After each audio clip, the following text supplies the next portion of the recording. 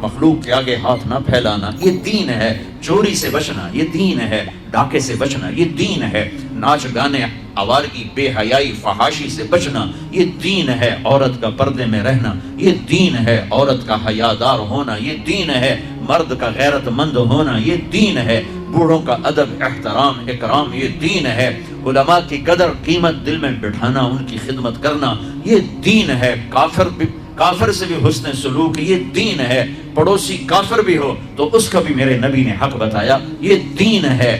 یہ ساری باتوں میں کون سی بات ہے جو فطرت کے خلاف ہے؟ مشکل وہ ہوتی ہے، مشکل وہاں ہے جہاں فطرت نہ ہو۔ بھوکے کے لیے روٹی مشکل، پیاسے کے لیے پانی مشکل، تھکے ہوئے کو سونا مشکل ہے۔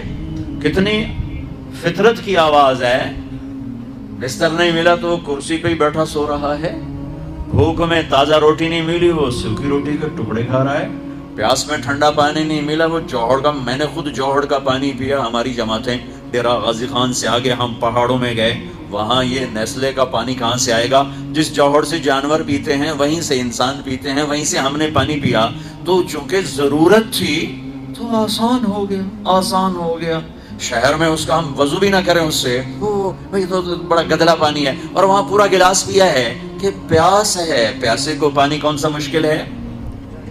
ایو دین فطرت کی آواز ہے، دین نیچر کی آواز، فطرت اللہ التی فطر الناس علیہا لا تبدیل لخلق اللہ۔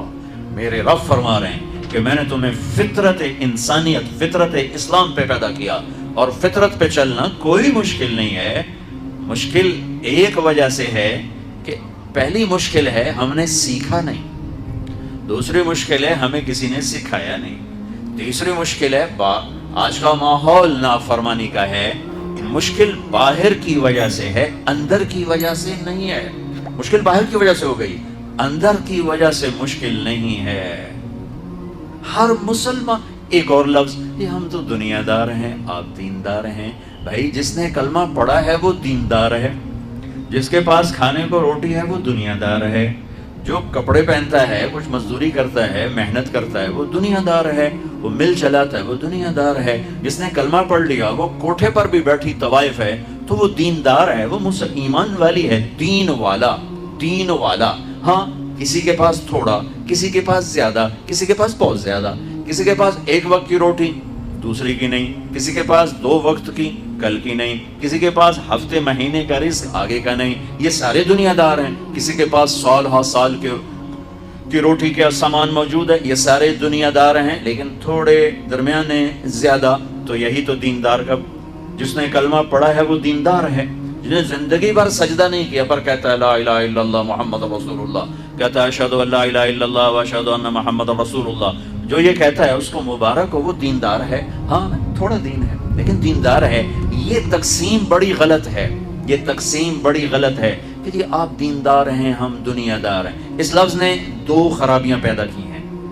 دینداروں میں تکبر پیدا ہو گیا، جو ذرا کبیرہ گناہوں سے بچتے ہیں، حرام سے بچتے ہیں، عورتیں پردہ دار ہیں، تسبیح ہاتھ میں ہے، اور مرد جھوٹ نہیں بولتے، حلال کماتے ہیں، سود سے بچتے ہیں، ان سارے بڑے گناہوں سے بچتے ہیں۔ یہ دیندار کے لفظ نے ان میں لا شعوری تکبر پیدا کیا۔ اس کی نشانی کیا ہے کہ وہ گناہگار مسلمان سے نفرت کرتے ہیں، انہیں حقیر سمجھتے ہیں۔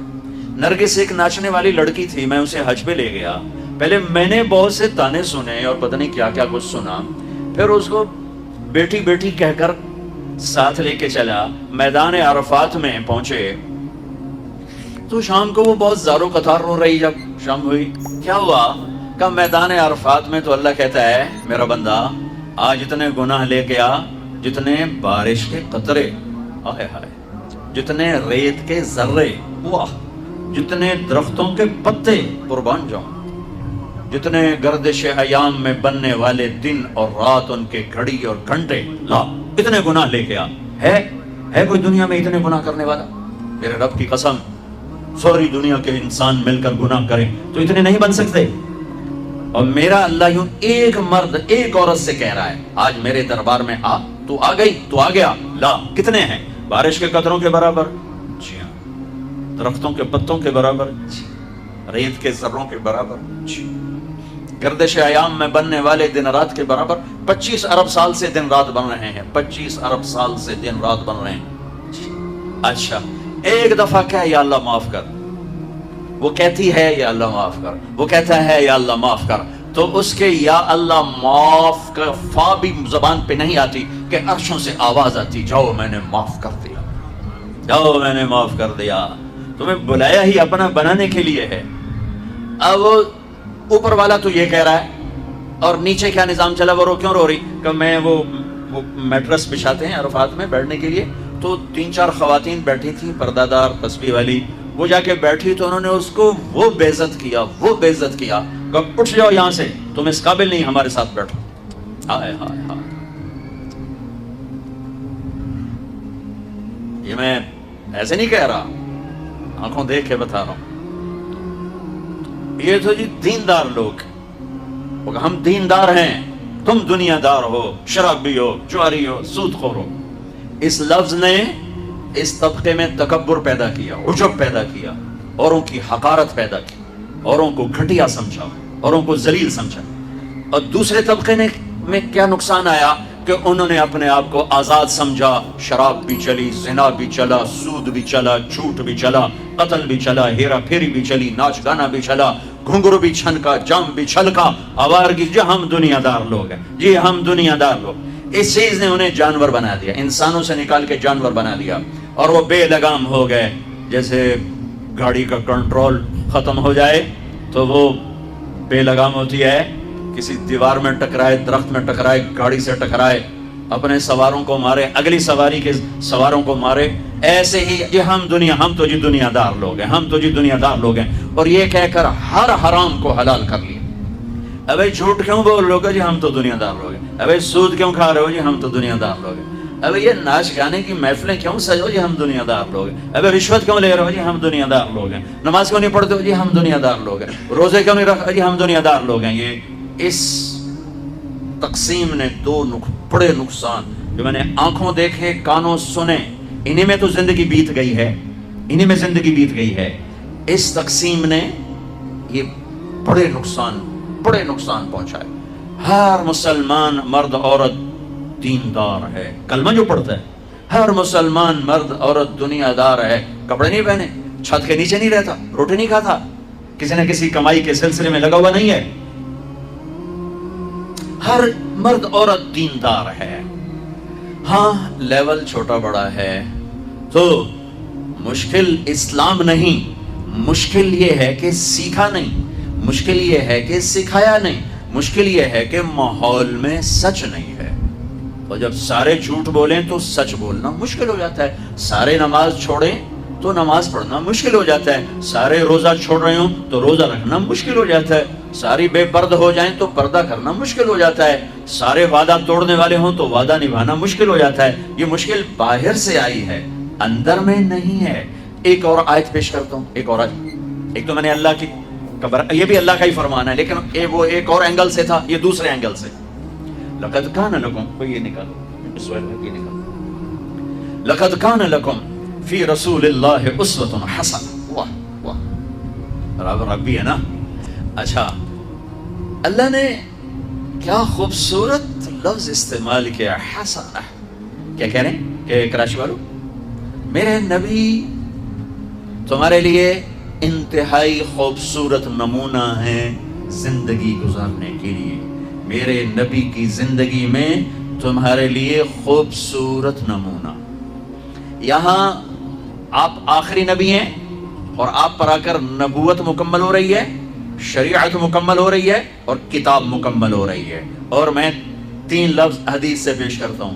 اختم بکتابہم الکتب وبشریعتہم الشرائع وبدینہم الادیان. یہ پہلی کتابوں میں جو اللہ کا فرمان ہے وہ کہ میرے نبی آ رہے ہیں. یہ شاہ علیہ السلام نے ارشاد فرمایا پچھلی کتابوں کا کہ جن کی کتاب پر کتابیں ختم، جن کے دین پر دین مکمل، جن کی شریعت پر شریعت مکمل، جن کی کتاب پر کتابیں مکمل. اس سارے بیک گراؤنڈ میں لفظ آنا چاہیے تھا لقد کان لکم فی رسول اللہ اسوۃ کاملہ. کہ میرے نبی کی زندگی تمہارے لیے مکمل نمونہ ہے، مکمل ضابطہ حیات ہے۔ اللہ نے کامل کا لفظ چھوڑ کر حسنہ، حسنہ، نیکی کو بھی کیا کہتے ہیں؟ حسنہ۔ سبحان اللہ، حسنہ کسی کہتے ہیں؟ خوبصورت، خوبصورت۔ میرے اللہ کہہ رہے ہیں میرے نبی تمہارے لیے بہت خوبصورت نمونہ ہے۔ نیکی کو کہا خوبصورت چیز، اپنے حبیب کی زندگی کو کہا خوبصورت نمونہ۔ یہ خوبصورت کا لفظ کیوں فرمایا ہے؟ کہ میرے بھائی بہنوں، حسن، خوبصورتی کسی دلیل کی محتاج نہیں ہوتی۔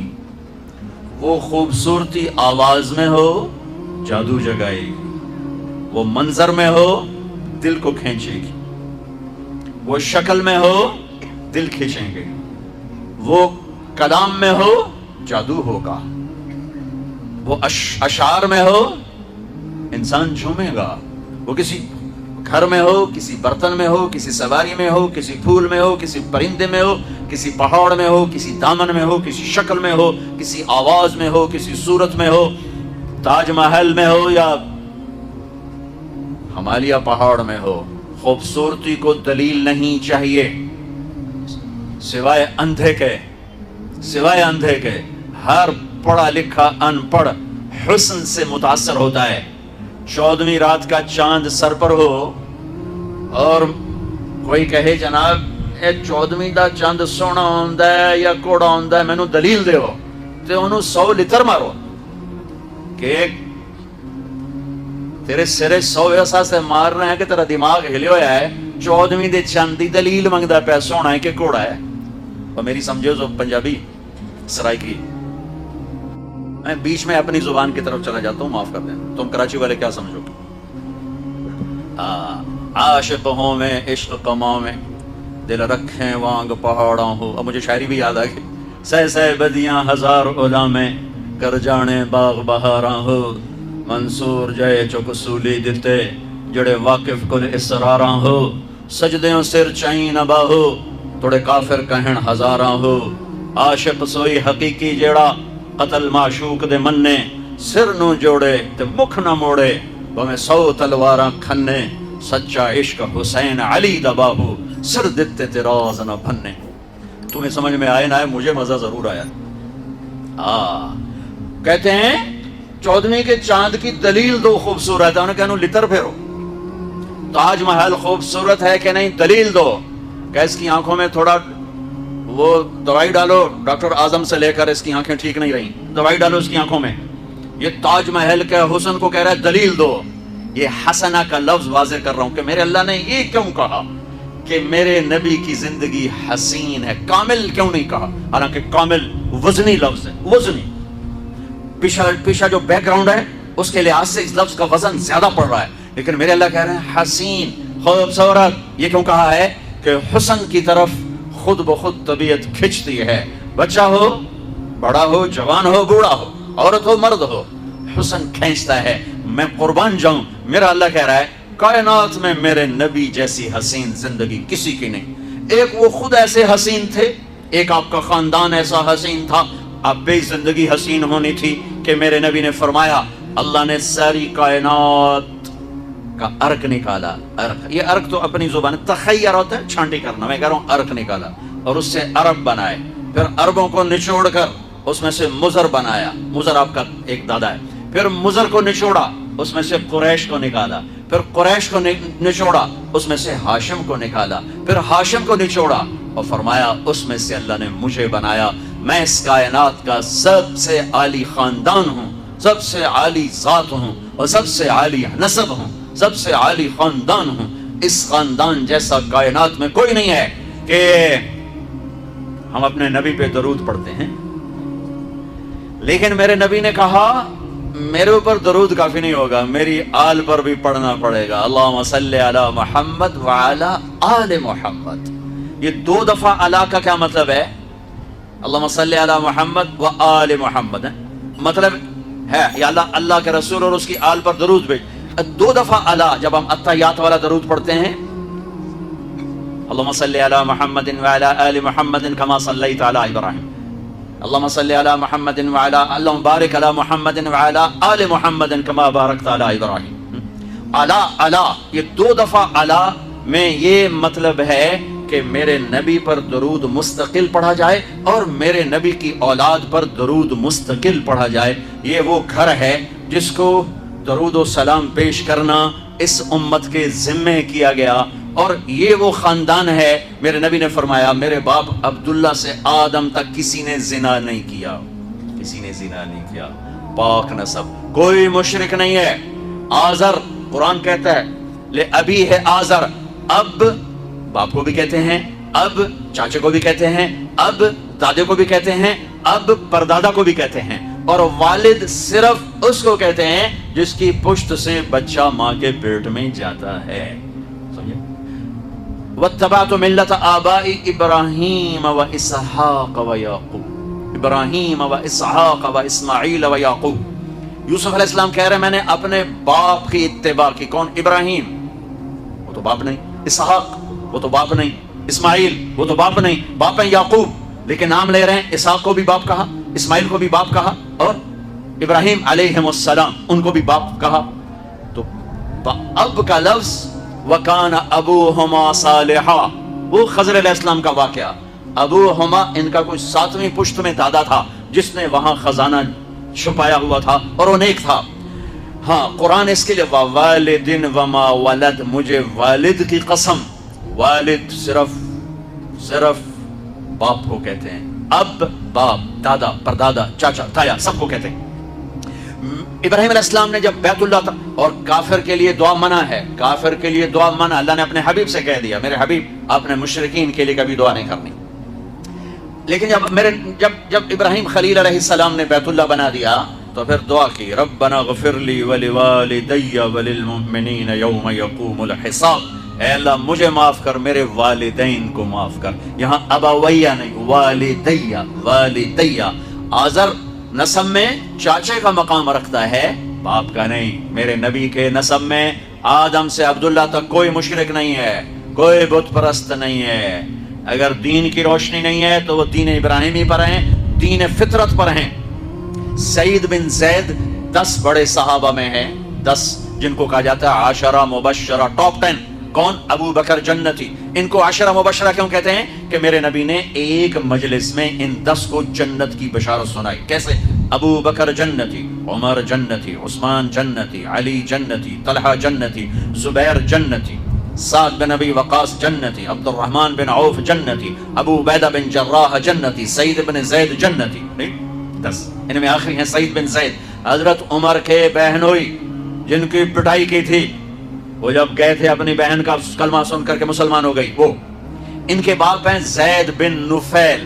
زید بن نفیل یہ ان لوگوں میں سے تھے جو بت پرست نہیں تھے، بیت اللہ کی دیوار کے ساتھ ٹیک لگا کے بیٹھے ہوتے اور کہتے یا معاشر قریش، اے قریشی میری قوم، اللہ کی قسم یہ پتھر کے بت ہیں، نہ نفع دیتے ہیں نہ نقصان دیتے ہیں. اس کائنات کا ایک خالق ہے، وہ کون ہے مجھے پتہ نہیں پر ایک ہے، یہ نہیں ہے.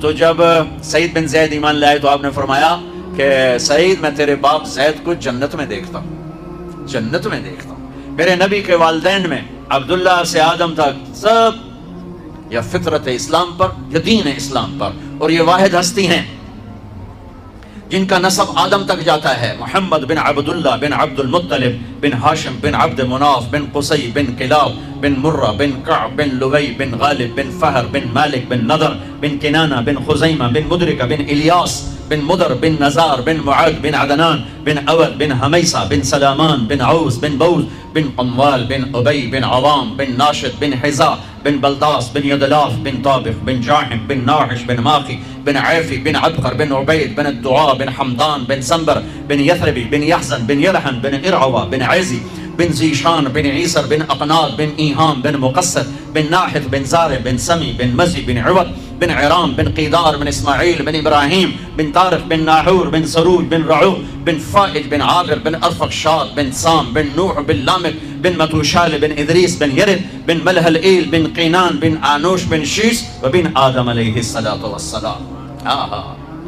لقد کان لکم فی رسول اللہ اسوۃ حسنہ. جو اس کا خاندان ایسا حسین ہے، زندگی حسین کیوں نہ ہوگی؟ یہ تو میں نے بتایا خاندان حسین، اب میں بتا رہا ہوں آپ کی ذات کیسی حسین ہے۔ لقد جاءکم رسول من انفسکم، لقد جاءکم رسول من انفسکم، اس لفظ کو دونوں طرح پڑھ سکتے ہیں۔ میں نے پہلے واضح کیا ہے لقد جاءکم رسول من انفسکم، سب سے نفیس، عالی نسب، عالی حسب، عالی خاندان۔ یہ پڑھتے ہیں افریقہ میں، افریقہ میں گیا ہوں افریقہ، وہاں یہ یوں پڑھا جاتا ہے۔ اب ہم پڑھتے ہیں لقد جاءکم رسول من انفسکم۔ اب میں انفسکم کو بتانے لگا ہوں کہ اللہ تعالیٰ کہہ رہا ہے دیکھو تو صحیح ذرا میرے حبیب کو دیکھو تو صحیح، اس کی ذات تو دیکھو، اس کی صفات تو دیکھو، اس کا روپ تو دیکھو، اس کا رنگ تو دیکھو، اس کی چال تو دیکھو، اس کی گفتار تو دیکھو، اس کے اخلاق تو دیکھو، اس کی حیا دیکھو، اس کی پاک دامنی دیکھو، اس کی چال دیکھو، اس کا بول دیکھو، اس کا بیٹھنا دیکھو، اس کا اٹھنا دیکھو، اس کا ملنا دیکھو، اس کی عبادت دیکھو، اس کی بندگی دیکھو، اس کا گھرانہ دیکھو، اس کا گھر میں سلوک دیکھو، اس کا پڑوسیوں سے سلوک دیکھو، دشمن سے سلوک دیکھو، اپنوں سے سلوک دیکھو، غیروں سے سلوک دیکھو، دیکھو تو صحیح یہ ذات کیسی ذات ہے۔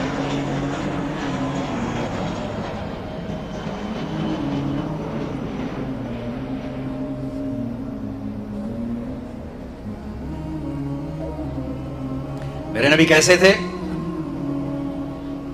کان فخما مفخما، بڑے پرکشش، بڑے باروب، اطول من المروع واقصر من المشذب، نہ بہت لمبا قد نہ بہت چھوٹا، درمیانے سے کچھ لمبا، لیکن ایک معجزہ نبوت، ایک کرامت رسالت، لمبے سے لمبے قد والا جب میرے نبی کے ساتھ کھڑا ہوتا تھا تو آپ کا قد سر اس سے اونچا ہوتا اور دوسرے کا نیچا ہوتا تھا۔ آپ کے برابر کوئی ایسے نظر نہیں آیا، ہمیشہ آپ کا سر بلند ہوتا تھا، دوسروں کا نیچے ہوتا تھا، اور جب وہ جدا ہوتا تو آپ اپنے اصل قد میں نظر آتے، اور جب وہ قریب آتا تو آپ ایسے اونچے نظر آتے تھے۔ میرے رب نے اپنے حبیب کے سر کو ہمیشہ اونچا رکھا ہے، جو اس کا غلام بنے گا اس کا سر بھی اونچا ہو جائے گا۔ اللہ کی قسم پیسے سے اونچے نہیں ہو سکو گے، شہرت سے اونچے نہیں ہو سکو گے، طاقت سے اونچے نہیں ہو سکو گے، مال دولت سے اونچے نہیں ہو سکو گے، عہدوں ڈگریوں سے، کاروبار مل سے، فیکٹریوں سے اونچے نہیں بن سکو گے۔ اونچائی چاہتے ہو تو اس کے پیچھے چلو جس کے سامنے آسمان بھی سکڑ گئے اور منتہا بھی اسٹیشن بنا اور عرش بھی اسٹیشن بنا اور سارے نور کے پردے اٹھ کر اللہ اور حبیب اللہ آمنے سامنے ہوئے۔ اتنی بلندیاں جو لے کر آئے ان کے پیچھے چلو گے تو بلندیاں ملیں گی۔ یہ کیا پیسے کا پجاری، یہ کیا مال کا پجاری، یہ کیا دھن دولت کا پجاری، یہ کیا کاروبار کا پجاری، یہ کیا کرسی کا پجاری، یہ دنیا دھوکے کا گھر، یہ مچھر کا پر، یہ مکڑی کا جالا، اس پہ ایمان کا سودے کرنے والا، اس پہ غیرت کے سودے کرنے والا، اس پہ ضمیر کو سلا دینے والا، اس پہ حیا کو بیچ دینے والا، دنیا اور آخرت کا ناکام شخص ہے، ناکام عورت ہے۔ اللہ کی قسم یہ مٹ جانے کا گھر ہے، یہ ٹوٹ جانے کا گھر ہے، یہ بچھوڑے دی جائے، بچھوڑے دی جائے، یہ رہنے کی جگہ نہیں ہے۔ تو کہر صحوس کو چھوڑ میاں، مت دیس بدیس پھرے مارا، قزاق اجل کا لوٹے ہے، اجل موت کو کہتے ہیں، قزاق ڈاکو کو کہتے ہیں، قزاق اجل کا لوٹے ہے، دن رات بجا کر نقارا، کیا بدیا بھینسا بیل شتر، کیا گونی پلہ سر بھارا، کیا گیہوں چاول موٹ مٹر، کیا آگ دھواں اور انگارا، سب ٹھاٹ پڑا رہ جائے گا جب لاد چلے گا بنجارا۔ اٹھتے جنازے دیکھو، ہاں ڈیڈ باڈی، مولانا طارق جمیل کہلانے والا، اس کے بچے کہیں گے میت، جنازہ، ڈیڈ باڈی۔ بادشاہ ملک، سلطنت کا مالک مر گیا، ولی عہد کہے گا میت اٹھاؤ، جنازہ اٹھاؤ، ڈیڈ باڈی اٹھاؤ، کوئی نہیں کہے گا اماں جی کو اٹھاؤ، کوئی نہیں کہتا ماں جی کو اٹھاؤ، اولاد کہتی میت اٹھاؤ، میت اٹھاؤ۔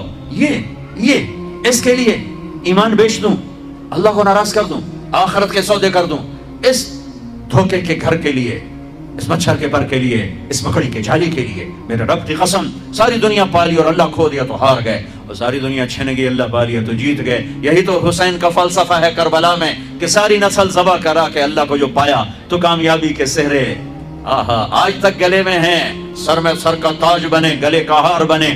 اور یزید اور اس کے چہلے چانٹوں نے ملک بچایا، اللہ کو چھوڑ دیا تو آج تک لعنت کا طوق ان کے گلے میں ہے۔ اور ذلت کا بدنما داغ ان کے ماتھے پر ہے، ان کی قبروں پر جہاں جہاں وہ نحوست اور لعنت اور پھٹکار برس رہی ہے۔ اور جو خون دے گئے، جان دے گئے، اولاد ذبح کرا گئے، نیزوں پہ چڑھ گئے، آل رسول نہیں، جگر گوشہ۔ آل رسول تو بہت لمبی ہے، آج بھی کراچی میں ہوں گے، پوری دنیا میں ہیں۔ وہ جگر گوشہ رسول، وہ نواسہ رسول، اور یہ وہ جن کو میرے نبی نے کہا اللہ میں ان سے پیار کرتا ہوں، تو بھی ان سے پیار کر۔ اور آہا اگلی خوشخبری، اور جو ان سے پیار کریں ان سے بھی تو پیار کر، اور جو ان سے بغض رکھیں تو ان سے بغض رکھ، جو ان سے پیار کریں تو ان سے پیار کر۔ اللہ میں ان سے پیار کرتا ہوں، تو بھی ان سے پیار فرما۔ اتنی بڑی ہستیاں جنہیں گود کھلایا، جنہیں کندھوں پہ بٹھایا، جنہیں کمر پہ بٹھایا، جو نماز میں سواری کر رہے ہیں اپنے نانا کی پشت پر بیٹھ کر، سجدہ لمبا کر دیا، بچے کو نہیں ہٹایا، سجدہ لمبا کر دیا۔ اتنی بڑی ہستی، ساری 5 بھائی، 3 بیٹے، 3 بھتیجے، کتنے بھتیجے، 17 میرے نبی کے خاندان کے ذبح ہوئے۔ لیکن مبارک ہو انہیں، ان کو اللہ مل گیا، اللہ مل گیا۔ یزید کو 3 براعظم ملے، پر اس کی زندگی بھی لعنت، اور اس کا میں اپنی کیا سناؤں، میں اس کے بیٹے کی سناتا ہوں، معاویہ بن یزید رحمت اللہ علیہ، یزید کا بیٹا، باپ مرا، 3 براعظم کی حکومت، 3 براعظم کی حکومت، اور عمر کتنی؟ 22 سال، 22 سال۔ یزید 42 سال کی عمر میں مر گیا، جوانی، 40 دن حکومت کی، 40 دن، اور سارا بنو امیہ اکٹھا کیا، اور سارے سردار عرب اکٹھے کیے، ایک چھوٹا سا خطبہ دیا، کہا لوگو میرا باپ ظالم تھا، اس نے ظلم سے اس تخت کو قائم کیا، اور اس نے آل رسول کا خون بہایا۔ میں اس تخت پر لعنت بھیجتا ہوں جس کے نیچے حسین کا خون ہو۔ یہ ہے تمہاری حکومت، یہ ہے تمہارا تخت، جاؤ جس کو مرضی دے دو، مجھے نہیں چاہیے۔ میرا تاجر سود نہیں چھوڑتا، میرا پاکستان کا تاجر جھوٹ نہیں چھوڑتا، ہیرا پھیری نہیں چھوڑتا، میرا دفتر کا افسر رشوت نہیں چھوڑتا، وہ کہتا ہے اس کے بغیر کام نہیں چلتا۔ اور یزید کے بیٹے نے 3 براعظم پہ لات مار دی اور لعنت برسا دی کہ میں اللہ کو چاہتا ہوں، مجھے 3 براعظم نہیں چاہیے۔ ہائے ہائے ہائے ہائے ہائے ہائے، پانی دو۔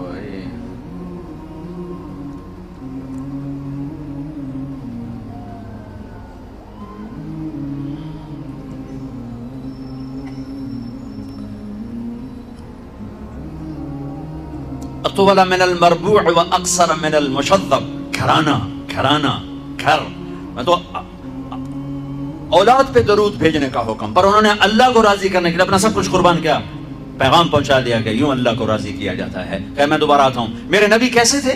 کیسے تھے؟ یہاں سے شروع کرتا ہوں۔ عظیم الہامہ، بڑا سر، بال کیسے تھے؟ رجل الشعر، نیم گھنگریالے بال، قول سیاہ، داڑھی کیسی تھی؟ کف اللحیہ، گھنی داڑھی، ایک مٹھ قدرتی، نیم گھنگریالی۔ کچھ سفید بال تھے، ہاں، داڑھی میں، سر میں 14 سفید بال تھے، اور ایک روایت میں 20 سفید بال تھے۔ آپ نے ان کو کلر لگایا، مہندی لگائی۔ نیچے آؤ، ماتھا کیسا تھا؟ واسع الجبین، کشادہ۔ چہرہ کیسا تھا؟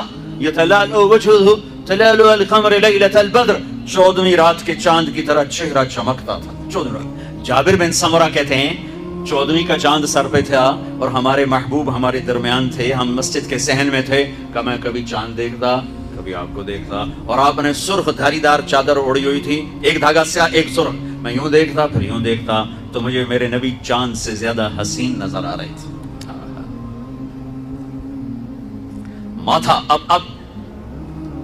اب ایک جز، ماتھا واسع الجبین، کشادہ، بھمیں ازج، سوابغ من غیر قرن، 3 صفات، بھمیں گھنی، اور کمان کی طرح گول، جیسے عورتیں کر کے وہ میک اپ کر کے بناتی ہیں ایسے مصنوعی طرح گول، میرے نبی کی اللہ نے گول بنائی، پوری آنکھوں پر ان کو یوں گھمایا، اور من غیر قرن، یہاں بال نہیں، یہاں بال نہیں، کیونکہ یہاں بال خوبصورتی کو گہنا دیتے ہیں، یہاں بال نہیں تھے۔ یہاں ایک رگ تھی، بینہما عرق یدرہ الغضب، یہاں ایک رگ تھی، جب آپ کو غصہ آتا تھا تو آپ اظہار تو فرماتے نہیں تھے ہماری طرف، آپ برداشت فرماتے تھے، لیکن اس کا جو ری ایکشن ہوتا تھا تو یہاں ایک رگ ایسے ایسے ایسے پھڑکتی تھی۔ نیچے آؤ، آپ کی آنکھیں کیسی تھیں؟ ادعج اور اشکل اور انجل اور ابرج اور احور اور اکحل، واہ واہ واہ، اور اہدب، 7 صفات ہیں میرے نبی کی آنکھوں کی، اور جس کا خلاصہ یہ ہے کہ ایسی آنکھ کبھی اللہ نے کسی کو دی ہی نہیں، ایسی آنکھ بنائی ہی نہیں۔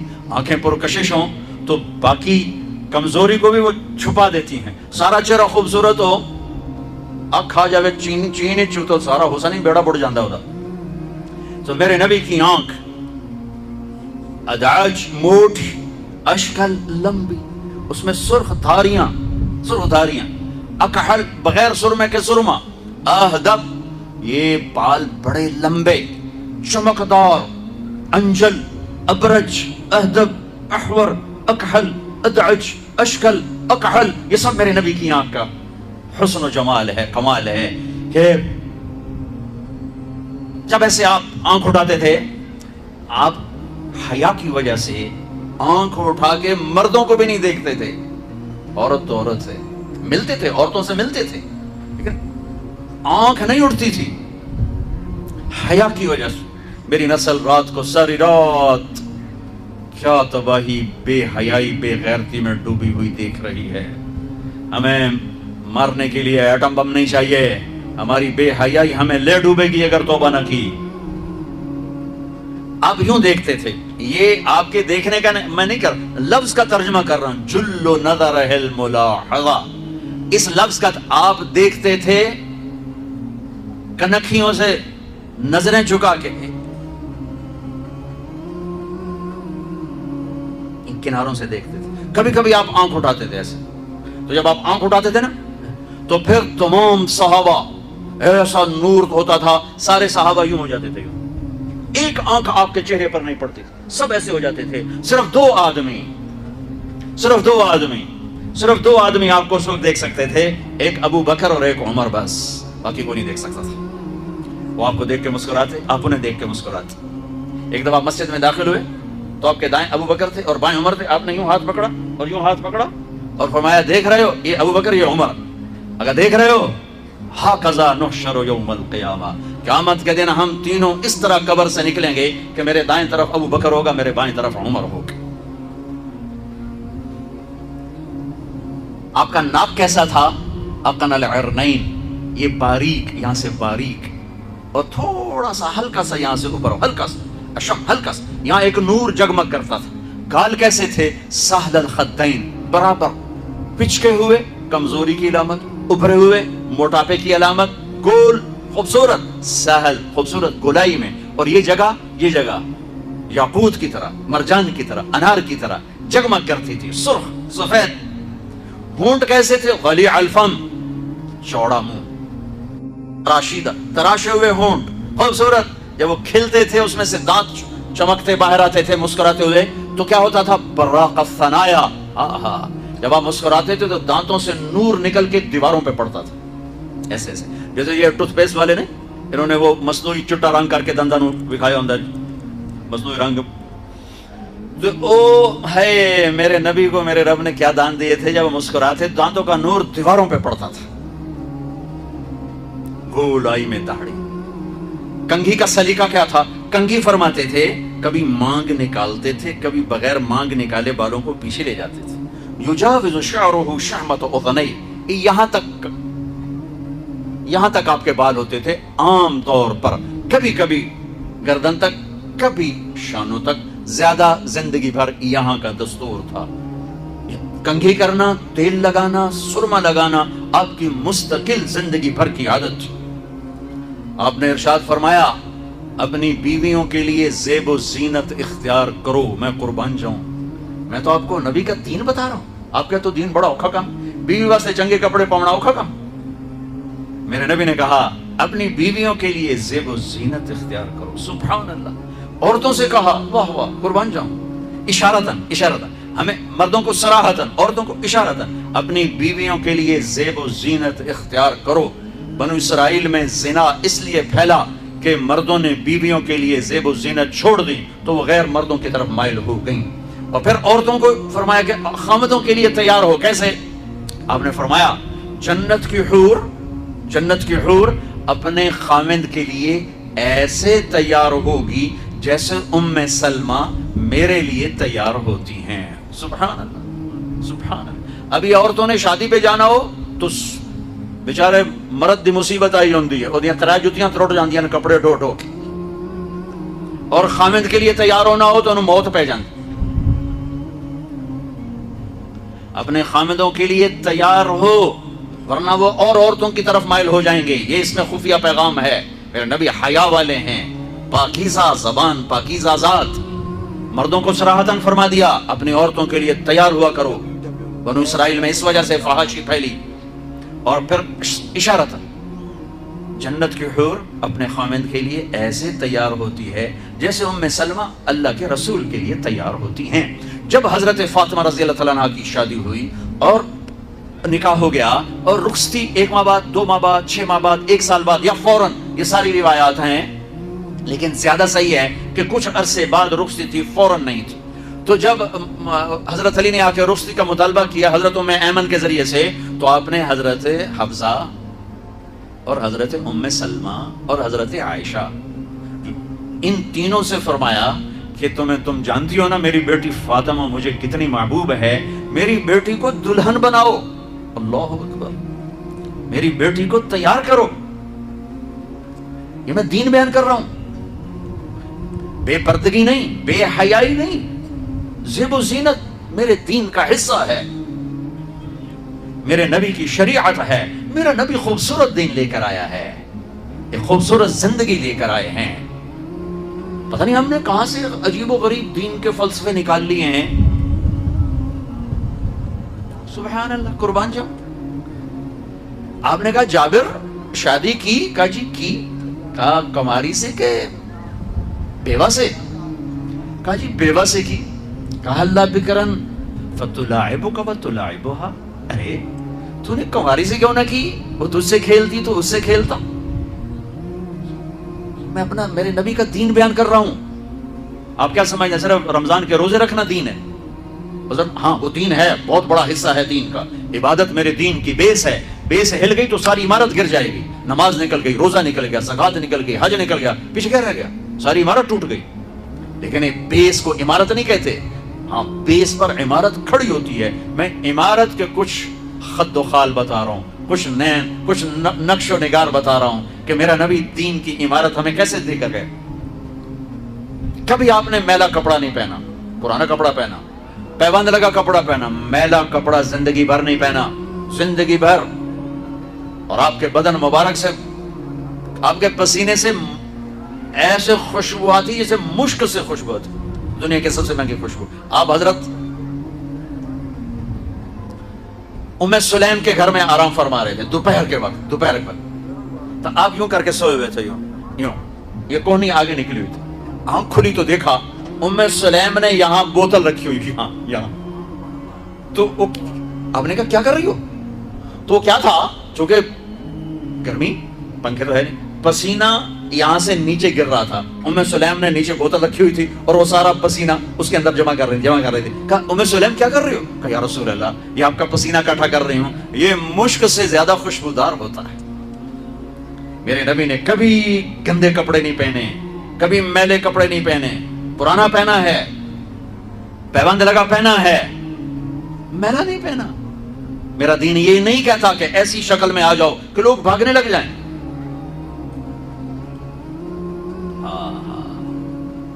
میرے نبی کیسے تھے؟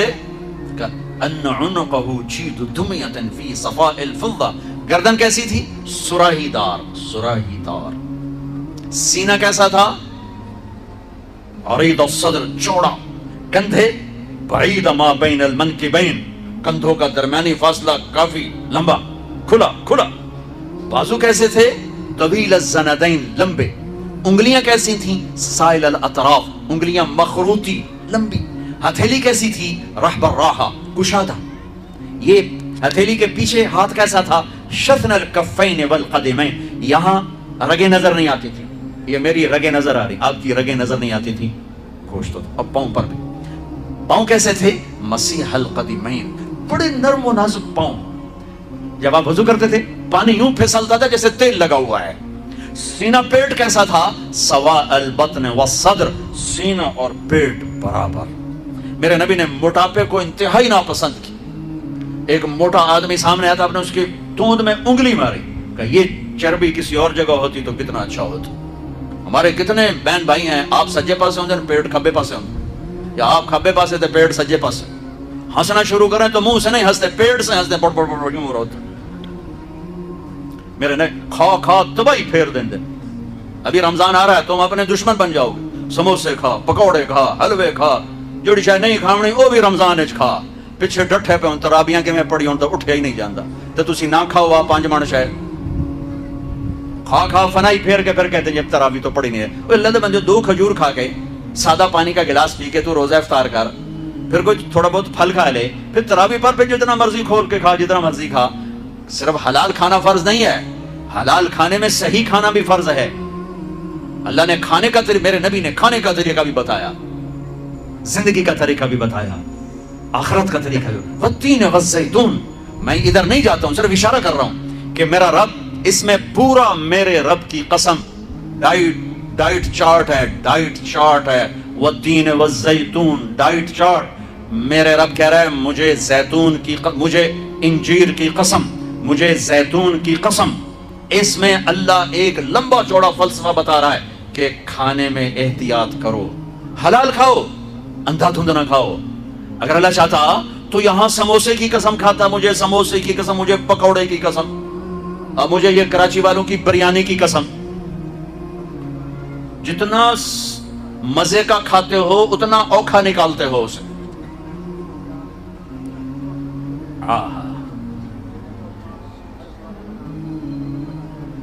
میرے نبی پوری زندگی لے کر آئے ہیں, پوری زندگی لے کر آئے ہیں. تو دائیں بائیں سے چیزیں کٹھی ہو جاتی ہیں, ذہن میں آتی, میں ادھر چلا جاتا ہوں. میں اپنے نبی کی ذات بتا رہا ہوں, ذات کہ آپ کا سینہ اور پیٹ برابر, زندگی بھر پیٹ بھر کے کھانا نہیں کھایا, زندگی بھر. لا ناکل حتی نجوع واذا اکلنا لا نشبع, بھوک کے بغیر کھاؤ نہیں, ٹائم پہ نہ کھاؤ, بھوک پہ کھاؤ, اور جب کھاؤ تو پیٹ نہ بھرو, پیٹ نہ بھرو, تھوڑا رکھ کے کھاؤ, رکھ کے کھاؤ. ایک ڈاکٹر سے میری بات ہو رہی تھی کہ وہ کہہ رہا تھا کھانے کے بعد پانی مت پئیں. میں نے کہا ڈاکٹر صاحب حدیث میں تو آتا ہے کہ کھانے میں, کھانے کے ساتھ پانی ہے, جب کھانا کھاؤ ایک حصہ کھانے کے لیے, ایک پانی کے لیے, ایک ہوا کے لیے. وہ کہنے لگا مولانا اگر تو وہ ایسا ہی کھائے جیسے میرے نبی نے کہا ہے, پھر تو پانی پینا ضروری ہے کہ معدے کا کچھ حصہ خالی ہو جس میں پانی جائے, پھر وہ غذا کو تھوڑا سا وہ نرم کرے اور وہ اس کو ہضم کرنے میں مدد کرے. لیکن ہمارے لوگ کھاتے ہیں کہ یہاں تک جب تک نوالا نہیں آتا ہوں جب کھاتا ہی کچھ نہیں, کھاتا ہی کچھ نہیں. ان کو پانی پینا بڑا مصیبت بنے گا کہ معدہ کھڑا ہو جائے گا, ایسے پھول جائے گا, پھر وہ حرکت نہیں کر سکے گا. جیسے نبی نے بتایا ویسے کھائیں, پانی پینا چاہیے. جیسے یہ کھاتے ہیں ایسے کھانے میں پانی نہیں چلے گا.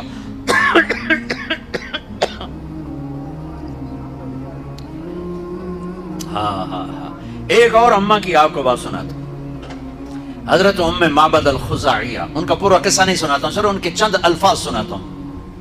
جب انہوں نے اللہ کے نبی کا حلیہ بیان کیا, رأیت رجلا ظاہر ذرا الفاظ کے ردم میں غور کرنا, ردم ترجمہ سمجھ میں آئے نا, ردم. رأیت رجلا ظاہر الوضاء ابلج الوجه حسن الخلق لم تعبه ثجلة جري به سعلة وصيم قسيم في عينيه دعج في صوته سحل في لحيته كثافة في عنقه سطع ان تکلم علاه البہا و ان سکت علاه الوقار.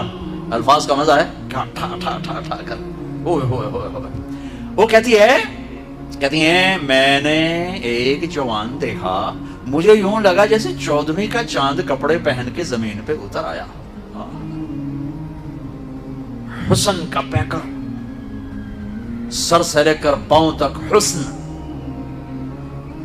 پیٹ بڑھا ہوا نہیں, سر گنجا نہیں. وسیم کسے کہیں؟ وہ خوبصورت جس کو دیکھنے سے جی نہ بھرے. وہ صرف ایک ہستی ہیں, وہ محمد مصطفیٰ. وسیم تھے, دیکھنے سے دل نہیں بھر رہا تھا. قسیم تھے, جدھر سے دیکھتی تھی خوبصورت نظر آتے تھے. آنکھوں میں کشش موٹی آنکھ, آواز میں جادو, داڑھی گنی, گردن سراہی دار. بولتے تھے تو نور چھا جاتا تھا, خاموش ہوتے تھے تو وقار چھا جاتا تھا. لقد جاءکم رسول من انفسکم. میرے بھائیو اللہ کی قسم, میں قیامت تک اپنے نبی کو بیان کرتا رہوں؟ میں نہیں، 7 ارب انسان ایمان لے آئیں اور علماء بن جائیں اور خطیب ادیب فصیح بن جائیں اور میرے نبی کی شان بیان کریں؟ نہیں ہو سکتی۔ اللہ اور اس کے رسول ہماری پہنچ سے باہر ہیں، ہمارے الفاظ کی تعبیر سے اوپر۔ لیکن میں نے صرف وہ بتایا جو حدیث میں ہے، چند اپنے الفاظ شامل کیے۔ جب میرا نبی ذات میں ایسا حسین ہے، خاندان ایسا حسین ہے، تو زندگی حسین نہیں ہوگی، زندگی خوبصورت نہیں ہوگی۔ اسلام میرے نبی کی زندگی کا نام ہے، اسلام میرے نبی کی زندگی کا نام ہے، اسلام میرے نبی کے دن اور رات کا نام ہے، اسلام میرے نبی کی خلوت اور جلوت کا نام ہے، اسلام میرے نبی کے بچپن، لڑکپن، جوانی اور اللہ کے بارگاہ تک پہنچنے کا نام ہے۔ بھائیو، اس سے حسین تو کوئی چیز نہیں ہے۔ سیکھو، ہم نے سیکھا نہیں، ماں باپ سکھائیں، یہ سکھاتے نہیں۔ یہ تبلیغ کا کام صدیوں بعد ایک محنت ملی ہے جو میرے نبی کی زندگی کو سیکھنے کی محنت ہے، فرقہ واریت کے زہر سے پاک ہے۔ آپ سے بھی ہاتھ جوڑ کے کہتا ہوں، رمضان آ رہا ہے، امت بن کے رمضان گزارنا، فرقہ بن کے نہ گزارنا، طبقات میں تقسیم ہو کے نہ گزارنا۔ اس امت کو توڑ کے رکھ دیا ہے فرقہ واریت نے، جلا کے رکھ دیا ہے فرقہ واریت کی آگ نے، ٹکڑے ٹکڑے کر کے رکھ دیا ہے فرقہ واریت نے، توڑ کے رکھ دیا ہے۔ ہاتھ جوڑتا ہوں اللہ کے واسطے، جو تمہارا عقیدہ ہے تمہیں مبارک ہو، میں تمہیں سلام کرتا ہوں، میں تمہاری عزت کرتا ہوں، میں تمہیں راستہ دیتا ہوں، مجھے بھی تو راستہ دیتا، مجھے بھی تو راستہ دیتا۔ میرے اللہ کی جنت بڑی وسیع ہے۔ آج ہر مکتب فکر والا یہ کہہ رہا ہے صرف ہم مسلمان ہیں، باقی سب جہنمی ہیں، باقی سب دوزخی ہیں۔ ایک نے کہا یہ جہنمی، اس نے کہا یہ جہنمی، اس نے کہا وہ جہنمی، اس نے کہا یہ جہنمی۔ اب ہر ایک کی نظر میں کوئی نہ کوئی کافر جہنمی بن گیا۔ ہن میں دسو بھی اللہ جنت دا اچار پاؤنا ہے یا اللہ جنت نو سکنے پاؤنا ہے؟ اسے جاونا کہ کون جائے گا جنت میں؟ میری نظر میں آپ غلط ہو گئے، آپ کی نظر میں میں غلط ہو گیا، تو جنت اللہ نے کس لیے بنائی؟ کیا میرے نبی کی امت ختم ہو گئی، ساری دنیا سے ختم ہو گئی؟ بھائیو، ہاتھ جوڑتا ہوں، اللہ رسول کا واسطہ دے، ان عورتوں کو بھی آپ کو بھی، اللہ کے واسطے امت بن کے چلو، امت بن کے چلو۔ رمضان کے فضائل سنو، امت کے فضائل سن لو مجھ سے، اللہ رسول کا واسطہ دیتا ہوں۔ جس پر تم لڑ رہے ہو ایک دوسرے پر کفر تک کے فتوے، اور اتنے بے گناہوں کا خون دھرتی پی گئی، کتنے معصوم بچوں کی آہوں نے عرش کو ہلا دیا، کتنی جوان بیٹیوں کی زندگی تاریک ہو گئی، کتنی بوڑھی ماؤں کے آسرے چھن گئے۔ کیا میرے نبی اس لیے آئے تھے؟ میرے نبی نے تو عبداللہ بن ابی جیسے کو سینے سے لگا کے رکھا۔ میرے نبی پانی پی رہے تھے، آپ کے ہاتھ میں پانی کا گلاس تھا، آواز پی رہے۔ عبداللہ بن ابی کے بیٹے حضرت عبداللہ پکے صحابی کہنے کہ یا رسول اللہ، یہ تھوڑا سا پانی تو بچا دے، تھوڑا سا پانی بچا دے۔ آپ نے کہا کیا کرو گے؟ کہا اپنے باپ کو پلاتا ہوں، شاید اس کے اندر ایمان آ جائے۔ کلیلہ وہ لے گیا، کہا ابا یہ پانی پی لو۔ وہ کہنے لگا کیا ہے؟ کہا اللہ کے نبی کا بچا ہوا ہے، پی لے، شاید تیرے اندر ایمان آ جائے۔ اس نے کہا جاؤ کوئی پیشاب لے کے آؤ، وہ پیوں گا، یہ نہیں پیوں گا۔ انہوں نے واپس آ کر کہا یا رسول اللہ، یہ کمبخت منافق ہے، بیٹا کہہ رہا ہے، مجھے اجازت ہے میں اس کی گردن اڑا دوں۔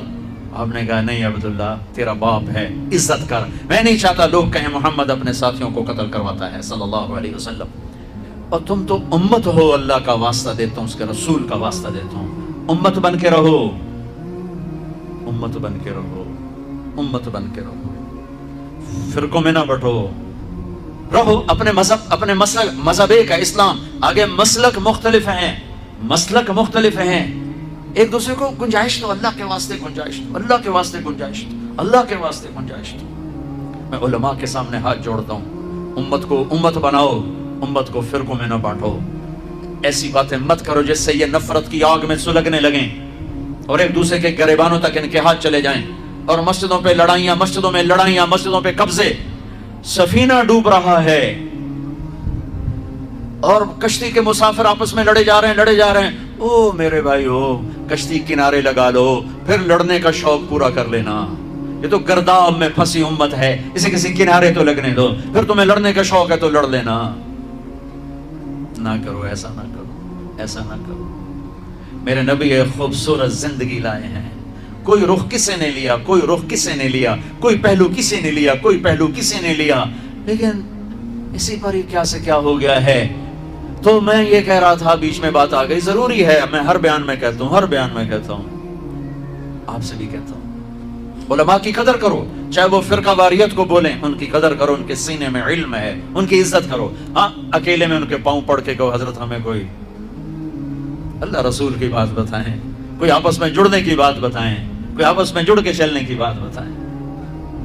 ٹوٹ جانے سے تسبیح کا دھاگا ٹوٹ جائے تو دانے تسبیح نہیں کہلاتے، اینٹیں بکھر جائیں تو وہ گھر نہیں کہلاتی. آپس میں جڑی ہوئی اینٹوں کا نام گھر ہے، بکھری ہوئی اینٹوں کو ملبہ کہا جاتا ہے. ملبہ، وہ ملبے کا ڈھیر ہے، وہ گھر نہیں. آج میرے نبی کی امت بکھرے ہوئے گروہ ہیں، ٹوٹے ہوئے موتی ہیں، فرقوں میں بٹے ہوئے، نفرتوں سے بھرے ہوئے. ایک آواز لگا رہا ہوں، پتہ نہیں دلوں تک پہنچے نہ پہنچے، لیکن احباب جمع ہے میر، حال دل کہہ لے، پھر التفات دل دوستاں رہے نہ رہے. میرے نبی کی خوبصورت زندگی ہے جس کی ایک بنیاد، جو میں کہہ رہا ہوں بنیاد کیا ہے؟ نماز. وہ 5 وقت فرض ہے. پہلی امتوں پر 2 فرض تھی، فجر 2 رکعت، عصر 2 رکعت، ختم. ہمارے اوپر 5 فرض ہیں. ان کی نمازوں میں قرآن کی تلاوت، ان کی کتاب کی تلاوت نہیں، ہماری نماز میں قرآن کی تلاوت. جتنا ابھی رمضان میں قرآن سنا جائے گا، قرآن سنا جائے گا. میں آ رہا تو راستے میں اشتہار تھے، 5 روزہ تراویح، 3 روزہ تراویح، 10 روزہ تراویح. ضرور کرو 3 دن میں نے بھی سنا 3 دن میں قرآن، لیکن میں مسافر آدمی ہوں، میں ایک جگہ رہتا نہیں ہوں پہیے کی طرح، تو میں ایک مسجد میں تراویح نہیں پڑھ سکتا. اس لیے میں کیا کرتا ہوں کہ 10 دن میں سن لیتا ہوں، 15 دن میں سن لیتا ہوں، 3 دن میں بھی سنا، 5 دن میں بھی سنا، 6 دن میں بھی سنا، اور پھر اپنا سفر ہے جہاں تراویح ملی پڑھ لی. لیکن یہ میں کیا محسوس کر رہا ہوں کہ 3 دن پڑھ کے ہن چھٹی کرو، موج ہو گئی، لے تراویحاں دی چھٹی ہو گئی. تراویحوں کی چھٹی نہیں ہوئی، قرآن کی چھٹی ہو گئی. تو قرآن آپ نے سن لیا، ٹھیک ہے، مبارک ہو. آپ 5 دن میں سنیں مبارک، 10 دن میں سنیں مبارک، 3 دن میں سنیں مبارک. لیکن پھر کہو جی ہن تراویحاں بھی چھوڑ دے، یہ گھاٹے کا سودا ہے، یہ گھاٹے کا سودا ہے، یہ گھاٹے کا سودا ہے. کسی امت پہ ان کی کتاب پڑھنا فرض نہیں تھا نماز میں، ان کو یاد ہی نہیں ہوتی تھی. ہمیں قرآن یاد ہوتا ہے، ہمارا قاری پڑھتا ہے، ہم سنتے ہیں، پڑھتا ہے، ہم سنتے ہیں. حضرت عثمان رضی اللہ عنہ 1 رکعت میں پورا قرآن پڑھ کے رکوع کرتے تھے، 1 رکعت میں پورا قرآن پڑھ کے رکوع فرماتے تھے. لیکن ہم نے تو اللہ تعالیٰ سے ٹھیکہ کیا، ٹھیکہ نہیں تو ٹھیکہ، ہم نے اللہ سے ٹھیکہ کیا کہ اسی صرف قل ہو اللہ پڑھنی، باقی سارا قرآن سڑ کو لے جا. میرے پنجاب میں دیہاتی آدمی ہوں، میرے پنجابی سارے صرف قل ہو اللہ پڑھنی ہے. 4 رکعتوں قل ہو اللہ، دعائے قنوت قل ہو اللہ، فجر قل ہو اللہ، ظہر قل ہو اللہ، عصر قل ہو اللہ، مغرب قل ہو اللہ، عشاء قل ہو، باقی قرآن تو لے جا مولا سانو پتہ نہیں ہے کہ. تو کم از کم او بھائی آخری 10 صورتیں تو یاد کر لو، آخری 10 صورتیں تو یاد کر لو بھائی. 4 رکعت میں 4 صورتیں پڑھو. حضرت عثمان 1 رکعت میں پورا قرآن ختم فرمایا کرتے تھے. نماز ہماری بنیاد ہے.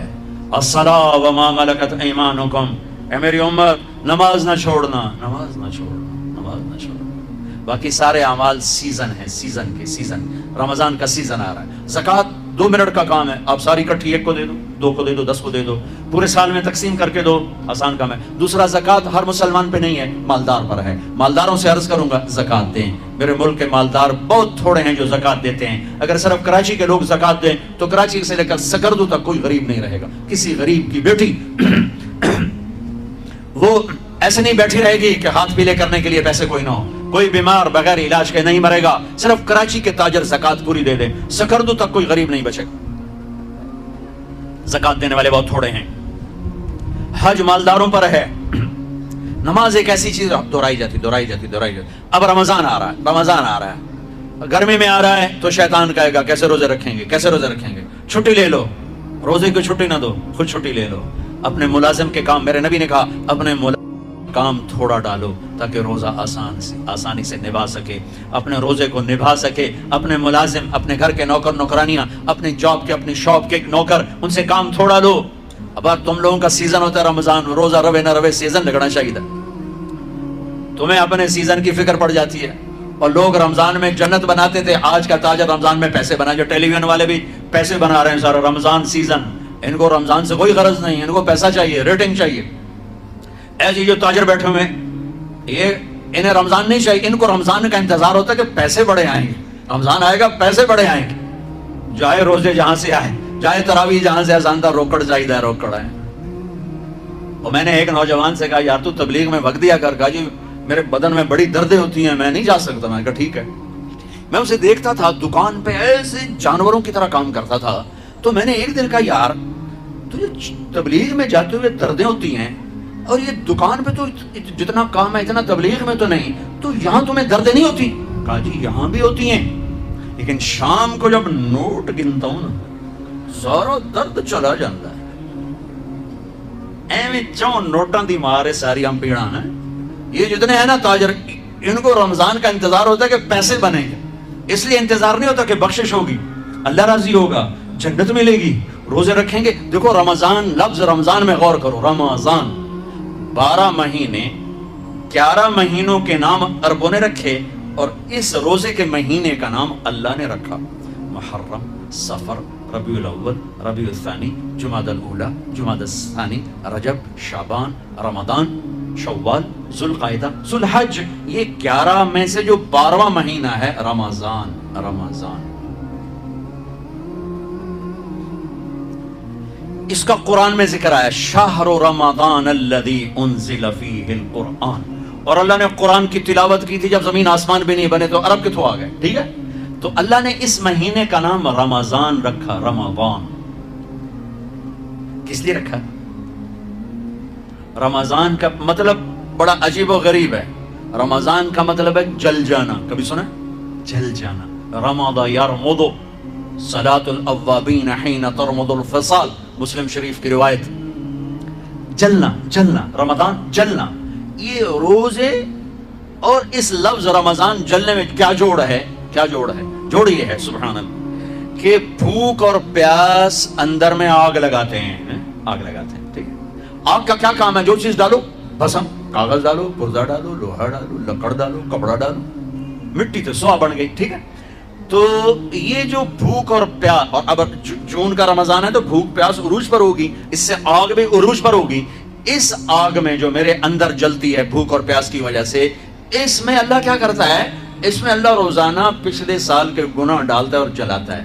آگ جل رہی, گناہ ڈالو, جل گئے, ڈالو, جل گئے, ڈالو, جل گئے, ڈالو, جل گئے, ڈلتے گئے, ڈلتے گئے, ڈلتے گئے. آخری روزے پورے سال کے جتنے گناہ تھے سارے جلا کے اللہ اسے پاک صاف کر دیتا. چل میرا بندہ موج کر, پچھلے سب معاف, سب معاف. تو ہمارے سارے پکوڑے والوں کو شوق چڑھا ہوا, رمضان آئے پکوڑے وکن گے, سموسے والے آندے پہ رمضان آئے سموسے وکن گے, جتیاں والے آندے پہ عید آئے جتیاں وکن گیا. وہ کسی کو یہ شوق ہی نہیں کہ بخشش ہوگی, اللہ راضی ہوگا, جنت ملے گی, اللہ کی محبت میں بھوک لگے گی, اللہ کے عشق میں پیاس لگے گی. وہ بھوک اور پیاس کی جو تڑپ اور کسک ہے, پھر ہم ہاتھ اٹھا کے اللہ سے مانگیں گے, ہم کہیں گے یا اللہ, تو عرش کے دروازوں تک میری پکار جائے گی, ساتوں آسمان میری پکار سے گونج اٹھیں گے. مجھے یقین ہے کہ میرا اللہ کہتا ہے, میرا نبی فرماتے ہیں کہ اللہ رمضان میں سارے آسمان کے فرشتوں سے فرماتا ہے روزے رکھنے والوں کی دعا پر آمین کہو. عرش کے فرشتوں سے اللہ فرماتا ہے میری تسبیح چھوڑ دو, رمضان کے روزے رکھنے والوں کی دعا پر آمین کہو, آمین کہو. عرش فرش میں گونج اٹھتی ہیں میری دعائیں, میری صدائیں, میرے نوحے, میرے گریے ہلا دیتے ہیں. اگر بھوک پیاس میں مزے آ رہے ہوں کہ واہ یا اللہ تو نے کہا تھا نا, دیکھا میں بھوک سے بیٹھا ہوں. اس لیے افطار کے وقت دعا کیوں قبول ہے؟ افطار کے وقت کھانا سامنے ہے, پانی سامنے ہے, اور آواز کان لگے ہوئے ہیں سائرن کی آواز پر, تو اللہ کہتا ہے یہ فرشتہ, یہ میرے بندے, کھانا بھی سامنے ہے, پانی بھی سامنے, یہ کیوں نہیں کھا رہے, یہ کیوں نہیں پی رہے؟ بولو کہ یا اللہ تیری محبت, میری محبت, چلو تم گواہ رہو, میں نے معافی. چل میرا بندہ مانگ, کھانے سے پہلے مانگ. وہ وقت مانگنے کا ہوتا ہے, پکوڑے کھانا نہیں ہوتا, سموسے تکڑنا نہیں ہوتا. سموسے, پکوڑے, کچوریاں, سیون اپ, جام شیری, روح افزا, 500 چیزاں تو اندر پا لیندے ہو. سارے روزے دی تباہی پھیر کے رکھ دیتے. ایک مہینے کے لیے اوور آلنگ ہے, اوور آلنگ, ٹیوننگ ہے, ٹیوننگ. تھوڑا کھاؤ, تھوڑا کھاؤ, تھوڑا کھاؤ. ٹھنڈے شربت مت پیو, ٹھنڈے شربت مت پیو افطاری کے وقت. بعد میں پینا تو پی لو, افطاری کے وقت اپنے اوپر ظلم مت کرو. سارے دن کا انجن گرم ہے, ایک دم اس کے اوپر برف پھینکتے ہو. تھوڑی دیر صبر کر کے سادہ پانی پی لو, نماز پڑھ لو, پی لو, جام شیری پیو, سیون اپ پیو, جو مرضی پیو, ٹھنڈا پیو, گرم پیو, جو مرضی پیو. لیکن عین روزے کے وقت بچو تلی ہوئی چیزوں سے, کراری چیزوں سے, مسالے دار چیزوں سے, ثقیل چیزوں سے بچو، ہلکا پھلکا رکھو پیٹ کو، ہلکا پھلکا، تاکہ روزے کا مقصد حاصل ہو کہ جسم پاک ہو، خلاصتوں سے، گندگیوں سے پاک ہو، صاف ہو۔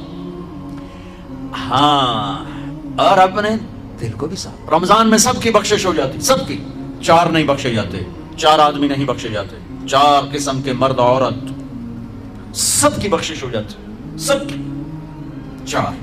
اللہ تعالیٰ ہماری حفاظت فرما لے۔ کسی بھائی میں یہ عیب ہے، ابھی سن کے توبہ کر لینا، شراب پینے والا، مستقل شراب پینے والا، رمضان میں بخشش نہیں۔ ماں باپ کا نافرمان، ماں باپ کا نافرمان، بخشش نہیں۔ ماں باپ کے نافرمان کے لیے تو میرے نبی نے کہا کہ اللہ ہر گناہ کی سزا موت کے بعد دے گا۔ ماں باپ کے نافرمان کو یہیں سے شروع کرے گا اور آگے تک لے کے جائے گا، یہاں بھی سزا دے گا اور آگے بھی سزا دے گا۔ صرف ایک گناہ دنیا میں ایسا ہے، کفر شرک کی سزا بھی موت کے بعد، زنا شراب جوئے کی سزا سود کی موت کے بعد ہے۔ ایک گناہ ماں باپ کی دل آزاری، دل دکھانا، اللہ یہاں سے یہ سزا شروع کرتا ہے اور آخر تک پہ چلاتا ہے اس کو۔ میرے نبی سے پوچھا گیا یا رسول اللہ قیامت کب آئے گی؟ آپ نے کہا اللہ کو پتہ ہے۔ کہ کوئی نشانی بتائیں؟ کہ جب ماؤں کو ذلیل کیا جائے گا قیامت آ جائے گی۔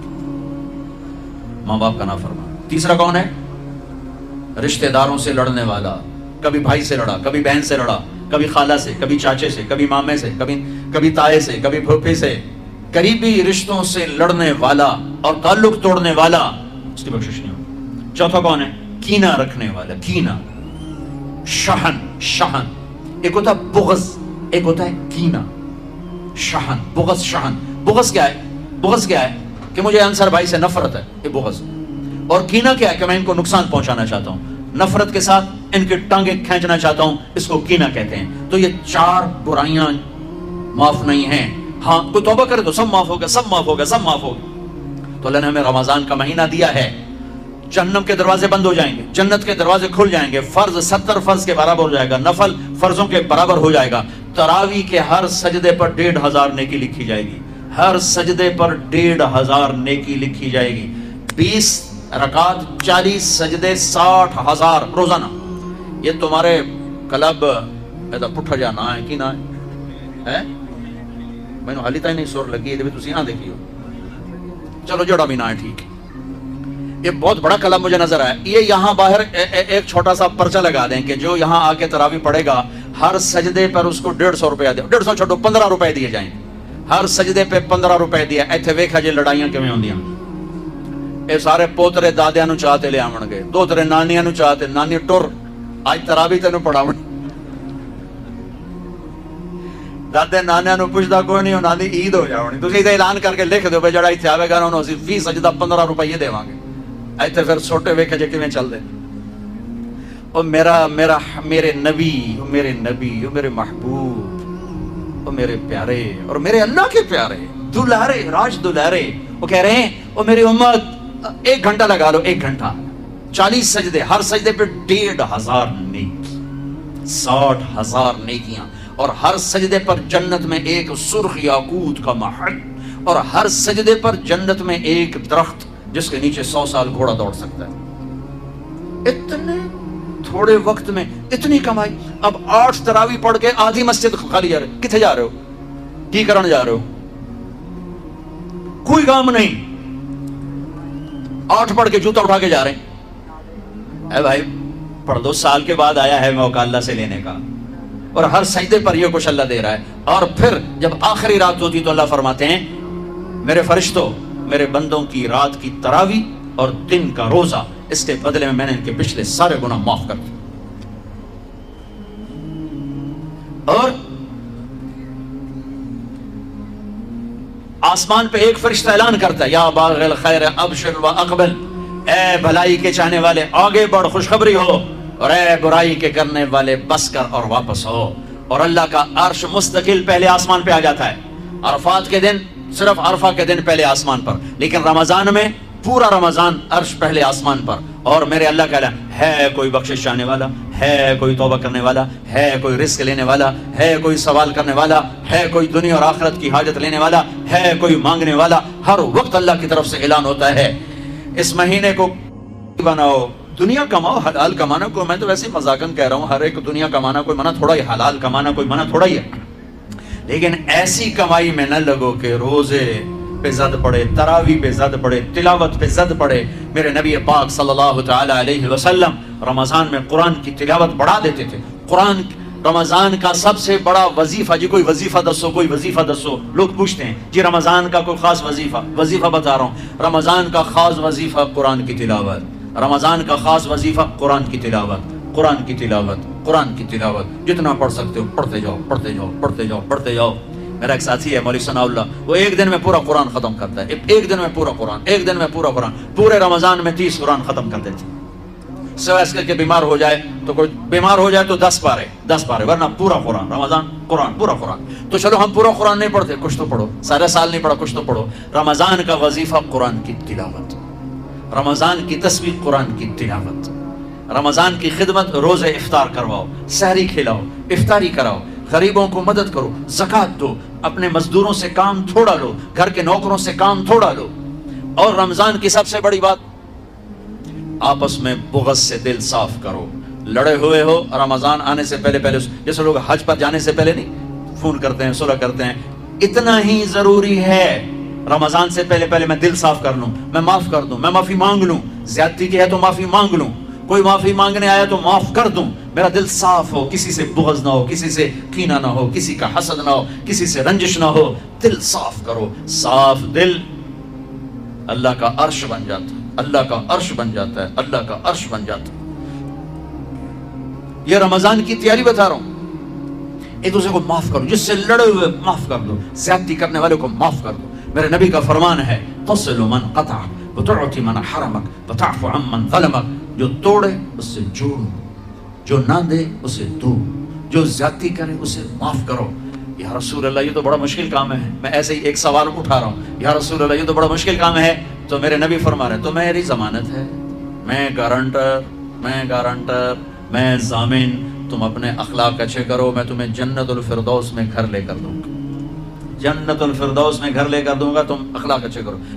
اخلاق کی انتہا کیا ہے؟ جو توڑے جوڑو، جو نہ دے دو، جو محروم کرے عطا کرو، جو زیادتی کرے معاف کرو. یہ اسلامی معاشرہ نمازوں سے نہیں بنتا، روزے سے نہیں بنتا، تسبیح سے نہیں بنتا. اسلامی معاشرہ اچھے اخلاق سے بنتا ہے، اچھے اخلاق سے بنتا ہے، اچھے اخلاق سے بنتا ہے. ان بیویوں سے کہتا ہوں اپنے خامند کو سب سے زیادہ عزت اہمیت دو. شادی کے بعد ماں باپ کا حق پیچھے، بہن بھائیوں کا حق پیچھے، حتیٰ کہ اولاد کا حق بھی پیچھے ہے، اور خامند کا حق پہلے ہے. بہت سی عورتیں اپنی نادانی کی وجہ سے ماں باپ کے پیچھے لگ کر اپنے خامند کو چھوڑ دیتی ہیں، خامند کو ذلیل کر دیتی ہیں. اپنے بچے کے پیچھے لگ کے اپنے بچوں کی وجہ سے اپنے خامند کو بے عزت کرتی ہیں. بہت سے باپ اپنے بچوں کی وجہ سے بیوی کو بے عزت کرتے ہیں، یا اپنے ماں باپ کی وجہ سے بیوی کو بے عزت کرتے ہیں. یہ سب بے اعتدالیاں میرے معاشرے میں ہیں. اللہ کا واسطہ دیتا ہوں ایک دوسرے کو عزت دو، رشتوں کو عزت دو. ہر ایک کا اپنا مقام ہے، ہر ایک کو اپنے مقام پر رکھو. ماں باپ کی وجہ سے بیوی کو بے عزت نہ کرو، بیوی کی وجہ سے ماں باپ کو بے عزت نہ کرو، بیوی اپنے ماں باپ کی وجہ سے خامند کو بے عزت نہ کرے. یہ وہ رشتہ ہے جس میں اولاد بھی نہیں داخل ہو سکتی. اولاد کو بھی پیچھے کیا گیا ہے خامند اور بیوی کے رشتے میں. اور یہ وہ رشتہ ہے جس سے میرے اللہ نے اپنی نشانیوں میں سے ایک نشانی بتایا ہے. ایک نشانی من آیاتہ ان خلقکم من تراب. میں ٹپس پڑھتا ہوں آیات کے، ساری آیت نہیں. میری بہت بڑی نشانی تو میں مٹی سے بنایا. واقعی نشانی ہے نا بھائی؟ ارے بولو. من آیاتہ خلق السماوات والارض. میں نے ایک آیت چھوڑ دی، بعد میں پڑھوں گا. میری بہت بڑی نشانی زمین آسمان کا بننا. واقعی بہت بڑی نشانی. من آیاتہ منامکم باللیل والنہار. میری بہت بڑی نشانی تمہارا سو جانا اٹھنا. واقعی بہت بڑی نشانی. من آیاتہ یریکم البرق خوفا وطمعا. میری بہت بڑی نشانی بادل، بجلی، گرج، بارش. واقعی. من آیاتہ ان تقوم السماء والارض بامرہ. میری بہت بڑی نشانی زمین آسمان کھڑے ہوئے ہیں. من آیاتہ ان یرسل الریاح مبشرات. میری بہت بڑی نشانی کہ گرم ہوائیں ایک دم ٹھنڈی ہو کر بادل لے کر آتی. اب میں وہ آیت پڑھتا ہوں جو میں نے چھوڑ دی تھی، اور جو شاید آپ نے اس اینگل سے کبھی سوچا نہ ہو کہ اللہ کس چیز کو اپنی نشانی کہہ رہا ہے اور کتنی بڑی بڑی نشانیوں میں اس کو لا رہا ہے. میری بہت بڑی نشانی مٹی سے بنایا. میری بہت بڑی نشانی زمین آسمان بنایا. میری بہت بڑی نشانی جاگنے سونے کا سلسلہ بنایا. میری بہت بڑی نشانی بارش، بجلی، گرج، چمک. میری بہت بڑی نشانی زمین آسمان کا تھمے رہنا. میری بہت بڑی نشانی ہواؤں کا بادل لانا. اب سنو. من آیاتہ ان خلق لکم من انفسکم ازواجا لتسكنوا إليها وجعل بينكم مودة ورحمة إن في ذلك لآيات لقوم يتفكرون. اللہ اکبر. صرف یہاں جو تفکرون کا لفظ اللہ لے کر آئیں کہ غور کرو گے تو پتہ چلے گا نشانی کیا. میرا اللہ کہہ رہا ہے کہ میری بہت بڑی نشانی ہے کہ میں نے خامد اور بیوی کا رشتہ بنایا. کبھی یہ اس طرف دھیان گیا کہ یہ جو ہم خامد بیوی بیٹھے ہیں یہ اللہ کی بہت بڑی نشانی کا بھی خیال ہے؟ اللہ اکبر. اللہ نے ماں باپ کا رشتہ بنایا اسے نشانی نہیں کہا. اللہ تعالیٰ نے اولاد کا رشتہ بنایا اسے نشانی نہیں کہا. اللہ نے دادے پوتے بھی جتلائے اسے نشانی نہیں کہا. اللہ نے پھوپھی خالہ بھی بتائیں, دادیاں نانیاں بھی بتائیں, اسے اللہ تعالیٰ نے نشانی نہیں فرمایا. نشانی کسے فرمایا؟ خامد اور بیوی یہ میں نے رشتہ بنایا, یہ میری کتنی بڑی نشانی ہے. اس ایک رشتے کو باقی رکھنے کے لیے سینکڑوں آیات ہیں, سینکڑوں آیات. اور طلاق سے نفرت کا اظہار. میرے نبی نے کہا علی طلاق سے بچنا. جب طلاق دی جاتی اللہ کا عرش کانپ اٹھتا ہے. ناجائز طلاق, بے جا, ضرورت کی وجہ سے طلاق لی بھی جا سکتی, دی بھی جا سکتی. یہ میں ایک اضافہ کروں گا. بہت سی بچیاں نہیں گزارا ہو رہا, خامد بدتمیز ہے یا سسرال ظالم ہے, وہ کہتی ماں سے میرا گزارا نہیں ہو رہا, میری جان چھڑا دو. نہیں بیٹی گزارا کرنا ہوگا, صبر کرنا ہوگا, گزارا کرنا ہوگا, یہی رہنا ہوگا. یہ ماں باپ کا ظلم ہے, یہ ماں باپ کا اپنی اولاد پر ظلم ہے. ہمارا تو زمیندارہ ماحول ہے پنجاب کا. میں نے اپنے خاندان کی بتاتا ہوں, بچیوں پہ ظلم ہوتے دیکھے, پھر ان کی فریادیں بھی سنی, پھر ان کے ماں باپ کا ظلم دیکھا. اتنا ہی رہنا ہے, اتنا ہی گزارا کرنا ہے, بس اسا ایک باری تیرا کر دیتا ہے, ہوں اسا کوئی نہیں کرنا, پیچھا مڑ کے نہ پئی آویں, جی میں کرنا ہی کر, ساڈا کوئی ذمہ نہیں. ماں باپ کہتے ہیں, ماں باپ کہتے ہیں. اور وہ ماہی بے آب, مچھلی پانی کے بغیر تڑپتی ہے, اس طرح اس کا دن اور رات ہے. زندہ کی کھال کھچ رہی ہے, اس طرح اس کا دن اور رات ہے. اور ماں باپ کا جبر, گزارا کرنا ہے, گزارا کرنا. تین بعد کون تیرا رشتہ کتوں آئے گا, تیری شادی کتوں کریں گے. ابھی تو اس کو ذبح ہونے سے بچا لو. کل تو اللہ نے ہمیں اس کا مکلف ہی نہیں کیا کہ کل کیا ہوگا, کل کو آنے تو دو. پتہ نہیں کل کا دن ہے بھی نہیں کہ ہمارے مقدر میں یا نہیں. ہم کل کے لیے اپنی بچیوں کو ذبح کر دیتے. میں نے ان کو تڑپتے دیکھا. میں صرف اپنی فیملی کی بات اوروں کی فیملیوں کی بات جہاں جہاں تعلقات. کہیں رشتہ قریب کا ہے, لڑکی بدتمیز ہے, بچہ شریف ہے, وہ کہتا ہے ابا جی میں طلاق دینا چاہتا ہوں, میرا اس سے گزارا نہیں ہے, زبان شدید ہے. اے میرے بھائیو, گھروں کی آبادی اللہ کی قسم, مالدار ہو یا غریب ہو, صرف اچھے اخلاق سے ہوتی ہے. اور گھروں کی بربادی مالدار ہو یا غریب ہو, برے اخلاق سے ہوتی ہے, برے اخلاق سے ہوتی ہے. دو واقعے اوپر نیچے ہوئے.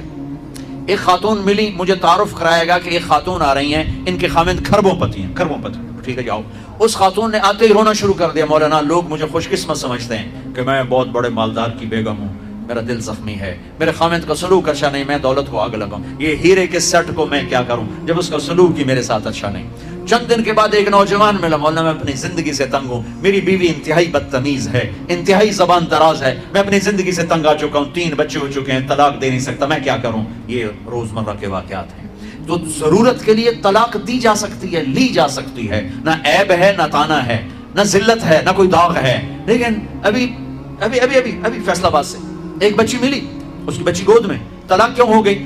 سسرال نے کہا بچی کیوں پیدا ہوئی ہے, گھر واپس جا, طلاق دے دی. بچی پیدا ہونے پہ طلاق دے دی. پچھلے ہفتے ملا ہوں, پچھلے ہفتے. کیا قصور ہے کہ بچی پیدا ہوئی, طلاق دے دی. اور یہ 3 دن پہلے اسلام آباد میں خاتون ملی کہ سسرال نے گھر سے نکال دیا, کیوں 3 بچیاں گھر سے نکال دی, 3 بچیاں پیدا ہونے پر گھر سے نکال دیا. یہ بھی اسی دیس کی کہانی ہے, یہ بھی اسی دیس کی دکھ بھری داستان ہے.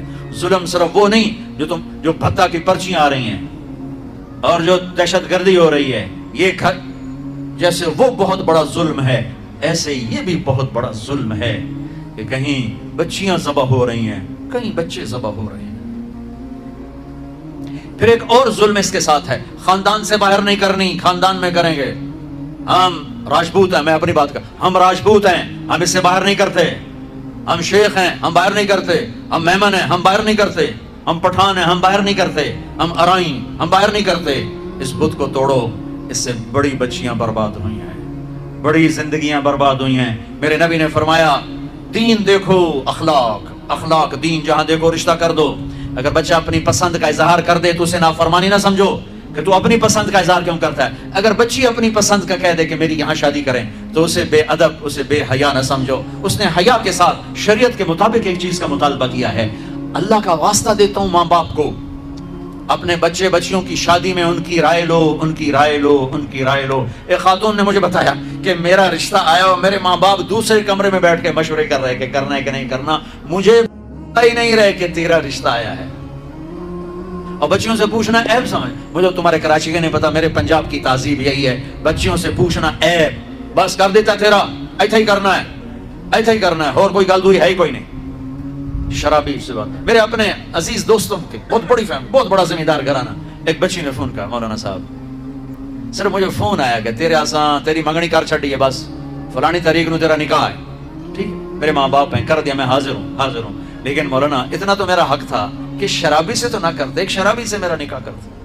میرے خاندان میں اور لڑکے بھی تھے، ایک شراب، ان کو پتہ یہ شراب پیتا ہے. میری زندگی رل گئی اس کے پیچھے، شرابی کے پیچھے. ماں باپ کو ہاتھ جوڑتا ہوں، نکاح بچے بچی کا حق ہے، ان کی رائے کا احترام دو، مسلط مت کرو. یہیں کریں گے اور کہیں نہیں کریں گے. اولاد کو نافرمان کر دیا، زنا کے راستوں پر چلا دیا.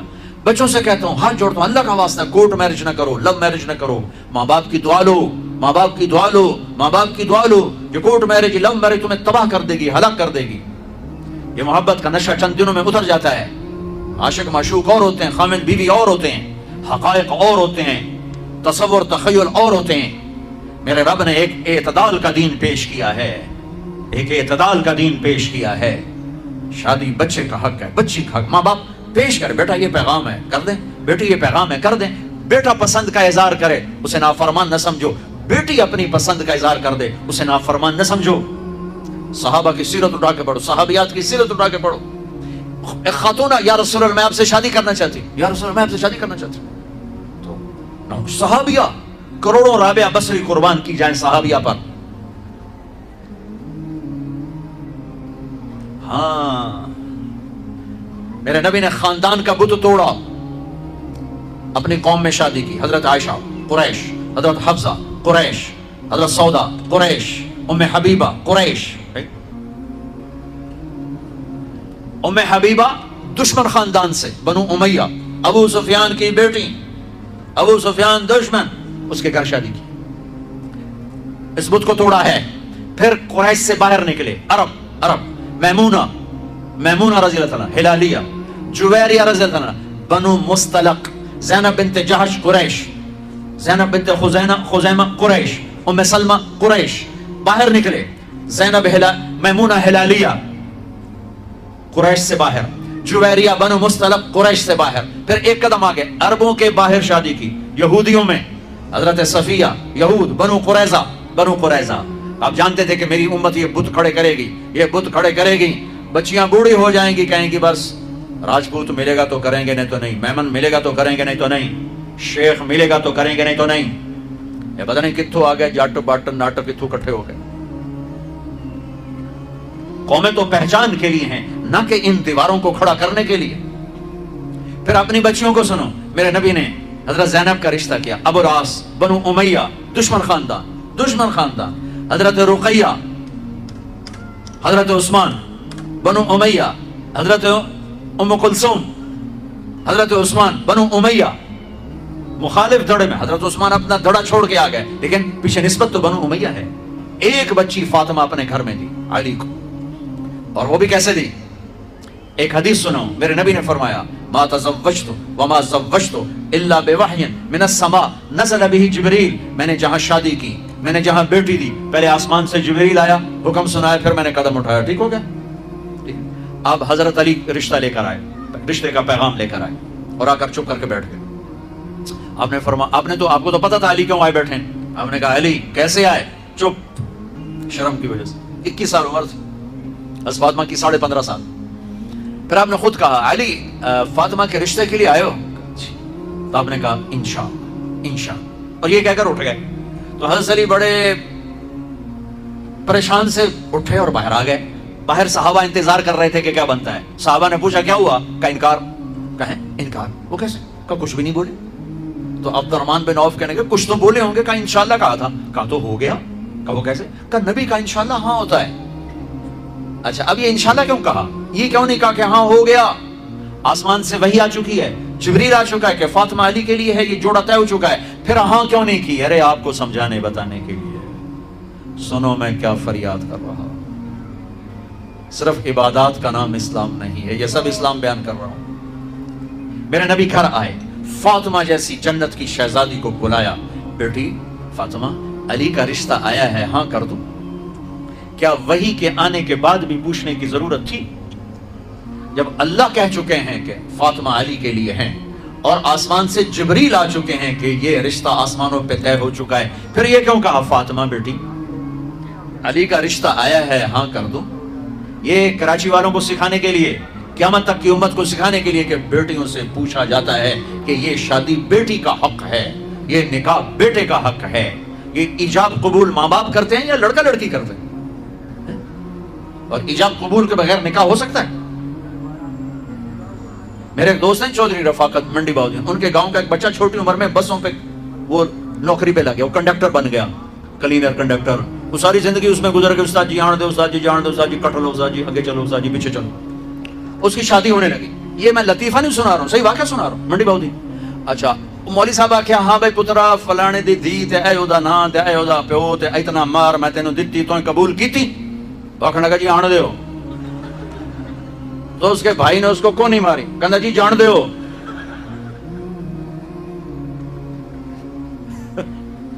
وہ سمجھا چاہتے بھی آن دیو تو جان دیو، کٹ لو کر لو۔ ایجاب قبول کتنے ضروری لفظ ہیں کہ جب تک لڑکی لڑکا یہ نہیں کہیں گے نکاح نہیں ہوگا، یہ ماں باپ کا حق ہے، یہ بچوں کا حق ہے۔ تو آج ماں باپ کیوں ظلم کرتے ہیں کہ زبردستی اپنی مرضی کی شادی مسلط کرتے ہیں؟ اللہ کرے ہماری اولاد ہماری مرضی پہ شادی کرے۔ بچوں سے کہتا ہوں ماں باپ کی مرضی کی شادی کرو، ماں باپ کی مرضی کی شادی کرو، ماں باپ کی مرضی کی شادی کرو۔ میں تمہیں بغاوت کی راہیں نہیں دکھا رہا، لیکن جو ماں باپ جبر کر رہے ہیں میں اس کے سامنے ہاتھ جوڑ رہا ہوں، اس کے سامنے ہاتھ جوڑ رہا ہوں کہ واقعات سن سن کے دیکھ دیکھ کے میرا کلیجہ پکا ہوا ہے۔ میں اس لیے بول رہا ہوں یہ وہ مضامین ہیں جو نئی ممبر سے بیان کیے جاتے، میں بول رہا ہوں کہ یہ میرے معاشرے کی دکھتی ہوئی رگیں ہیں۔ جہاں نیکی دیکھو وہاں رشتہ دے دو، چاہے خاندان ہے، ہاں خاندان میں کو ترجیح دو، خاندان کو ترجیح دو، کوئی شک، لیکن اگر خاندان میں جوڑ نہیں باہر تلاش کرو۔ ہمارے یہ ہم بچی والے، ہم کیسے جائیں؟ بچی والے نہیں جا سکتے، یہ تو ہندوستان کی ہندی ثقافت ہے۔ میری بیٹی جوان ہے، میرے ذمہ میں اپنی بیٹی کا رشتہ تلاش کروں، میں جا کر کون بھائی میری بچی جوان ہے، اگر آپ کو مناسب لگے تو آپ ہمارا پیغام قبول کر لیں، لیکن ہم اپنی بچیوں کو بوڑھا کر دیتے ہیں، کوئی رشتہ آئے تو کریں، کوئی رشتہ آئے تو کریں۔ پھر ایک یہ رشتے کرانے والیوں کا چکر ہے، اس نے کتنے گھر تباہ کر دیے ہیں۔ تو ماں باپ سے کہتا ہوں رائے لو، اولاد سے کہتا ہوں ماں باپ کے خلاف نہ جاؤ، نہ جاؤ، نہ جاؤ، نہ جاؤ، برکت کیا دین سارا ہاتھ سے نکل جائے گا۔ لیکن سن لو میرے نبی کی زندگی اور بات اور سنت اور سیرت اور شریعت۔ فاطمہ علی کا رشتہ آیا ہے، کر دوں؟ فاطمہ جیسی بچی انکار کر سکتی تھی، اور علی جیسا رشتہ انکار کر سکتی تھی، وہاں ہاں کے سوا کچھ نہیں تھا۔ یا رسول اللہ جیسے آپ مناسب سمجھیں۔ یہ انشاءاللہ اس لیے کہا تھا کہ پہلے فاطمہ سے پوچھو، پھر آپ اسی قدموں پر واپس آئے، علی جی مجمع اکٹھا کرو، مجمع اکٹھا ہو گیا، آپ ممبر پر کھڑے ہوئے، علی کو سامنے بٹھایا، کہا لوگو جبریل اللہ کا پیغام لائیں کہ میں اپنی بیٹی فاطمہ علی کے نکاح میں دے دوں۔ اور علی خطبہ پڑھنے کے بعد، میں نے 400 درہم پر اپنی بچی کو تیرے فاطمہ بنت محمد کو تیرے نکاح میں دیا، تو نے قبول کیا؟ ویسے سامنے بیٹھے تھے، کہا جو قبول کیا، اور سجدے میں سر رکھ دیا۔ پھر جب رخصتی ہوئی تو آپ نے بلایا۔ ایک اور بات چلی، بچی کو خود گھر چھوڑ کے آؤ سسرال۔ یہ کیسے احمق لوگ، یہ کہاں کی باتیں کرتے ہیں؟ فطرت کے خلاف، دین تو دین ہے، فطرت کے خلاف کہ بچی کو خاوند کو سسرال کے گھر چھوڑ کے آ جاؤ۔ تو اس کے حقدار تو میرے نبی کی بیٹیاں تھیں۔ آپ نے علی کو بلایا، کہا اپنی امانت لے کے جاؤ۔ حضرت علی خود آئے، ساتھ ان کے بھائی عقیل آئے، ساتھوں میں ایمن آئی، سلمان فارسی آئے، اور آپ نے علی کو اندر بلایا۔ فاطمہ کو دلہن بنایا گیا، عائشہ ام سلمہ حفصہ رضی اللہ عنہن نے دلہن بنایا، اور آپ نے فاطمہ کا ہاتھ پکڑ کے علی کے ہاتھ میں دیا، کہا علی نبی کی بیٹی مبارک ہو۔ پھر فرمایا میری بیٹی فاطمہ، میرے خاندان میں جو مجھے سب سے زیادہ محبوب تھا، میں نے تیرا ہاتھ اس کے ہاتھ میں دیا ہے۔ پوچھو اللہ کے واسطے پوچھو، یہ رشتہ بڑا اہم ہے۔ من آیاتہ، یہ میری نشانیوں میں سے میں نے خامد اور بیوی کا رشتہ بنایا۔ اللہ اس کو اپنی نشانیاں بتا رہا ہے۔ اس پر سینکڑوں آیات ہیں کہ یہ رشتہ باقی رہے، ٹوٹے نہیں ٹوٹے نہیں ٹوٹے نہیں۔ آج کا سسرالی ظلم، ساس سسر کا ظلم کتنے گھر برباد کر چکا ہے۔ کہیں بچیوں کی نادانی اور نافرمانی اور بد زبانی شریف ترین نوجوانوں کو ذلیل کر چکی۔ میں سب کو بیلنس کر کے بتا رہا ہوں، اپنے خامد کا حق پہچانو، اپنی بیوی کا حق پہچانو۔ میرے نبی نے فرمایا بہترین مسلمان جو بیوی سے اچھا سلوک کرے۔ میرے نبی نے فرمایا میری شریعت میں سجدہ ہوتا تو بیوی سے کہتا خامد کو سجدہ کر۔ بھائیو بہنوں، یہ معاشرت ہے، معاشرت۔ اس کو سیکھو، اس کو سیکھو۔ ماں باپ کو اپنی جگہ پہ رکھو۔ میرے نبی نے فرمایا میری ماں اگر زندہ ہوتی تو تم دیکھتے میں کیا خدمت کرتا۔ میں عشاء کی نماز کے مصلی پہ ہوتا، سورۃ فاتحہ پڑھ رہا ہوتا، ادھر سے آواز آتی میرے کمرے سے، میرے گھر سے، بیٹا محمد، تو میں نماز توڑ کے کہتا لبیک اماں جی۔ نماز میں تو کون سی نماز؟ فرض، عشاء فرض، لبیک اماں جی لبیک۔ ہاں سر، نماز بعد میں ہوگی، پہلے آپ کا حکم سنا جائے گا۔ باپ تیری جنت کا دروازہ ہے، جنت تیری ماں کے قدموں تلے ہے۔